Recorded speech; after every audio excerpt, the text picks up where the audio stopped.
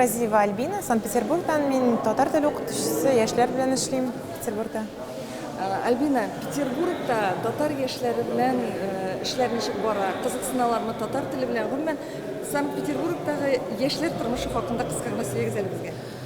Әлбәттә кызыксыналар инде, ел сайын безнең татар теле курслары узалар, анда 40-ка якын кеше килә инде ел сайын. Аннан башка безнең төрле чаралар үткәрелә. Яшьләр белән әдәби кичәләр, мәсәлән, ниндидер өстәл уеннары алып барабыз. Ел сайын безнең Тукай квест дигән проект алып барыла, ул татар бистәсе буенча татар урыннары белән бәйле интеллектуаль квест.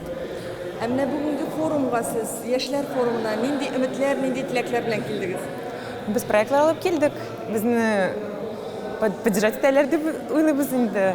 Безнең фикерләребез белән аралашабыз, яңа кешеләр белән, аларның фикерләрен карыйбыз. Бәлки үзебез ничектер илһамланып, яңа идеялар туачак дип уйлыйбыз.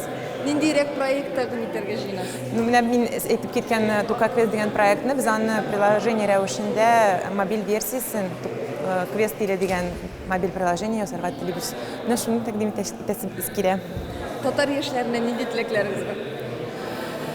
Үзебезнең милләтебезне, телебезне саклыйк, бергә булыйк.